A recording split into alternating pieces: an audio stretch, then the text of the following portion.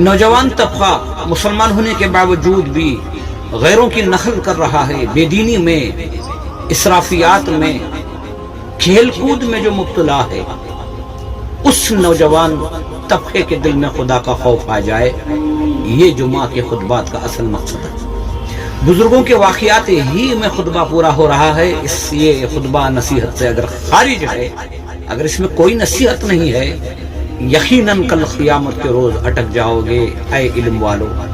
अगर आपके खुतबात से इनके दिल में खुदा का खौफ न पैदा हो जाए, अगर तुम्हारे खुतबात के जरिए मौजूदा माहौल के अंदर जो खराबियां हैं वो खराबियां खत्म ना हो, आपके इन खुतबात का क्या फायदा। तो ये आपकी आवाज, ये आपका चीखना, ये चिल्लाना कल क़यामत के रोज नुकसान का सबब बन सकता है। जुमा का असल मकसद है कि माहौल के अंदर, मौजूदा लोगों के अंदर जो खराबियां हैं, ये खराबियां खत्म हो। अल्लाह का वास्ता देकर खतीबों से ये मेरी गुजारिश है कि मौजूदा माहौल को देखें, हुजूर अकरम सल्लल्लाहु अलैहि वसल्लम के फरमान को देखें, अल्लाह के पैगाम को देखें और उस अल्लाह के पैगाम के जरिए मौजूदा लोगों के अंदर जो खराबियां हैं उस पर मेहनत करें। यकीनन थोड़ी तकलीफ होगी, लेकिन उसका अजर और सवाब अल्लाह सुब्हानहू व तआला देने वाला है।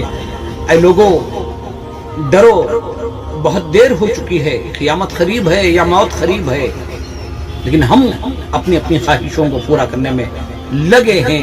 अल्लाह का खौफ खत्म हो रहा है, खबर के करीब हम जा रहे हैं, लेकिन दुनिया से मोहब्बत कर रहे हैं। हमें सब कुछ छोड़ कर जाना है, हमें तने तनहा पड़े रहना है, लेकिन हमें इस पर कोई गौर व फिक्र नहीं।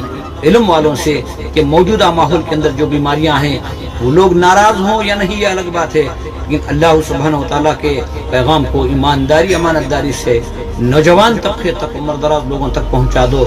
जुमा के खुतबात के जरिए यही असल दीन की कामयाबी है। अल्लाह से दुआ करो, अल्लाह ताला हर एक को दीन की सही समझ अता फरमाए, मौत से पहले ईमान वाले बन के जिंदगी गुजारने की तौफीक अता फरमाए, और इल्म और हिकमत के जरिए हमारे माहौल में जहाँ बेदीन हो रहे हैं लोग, उनको दीन की बातें सुनाने की अल्लाह हम सबको तौफीक अता फरमाए। अल्लाहुम्मा इज़्ज़िल इस्लाम वल मुस्लिमीन।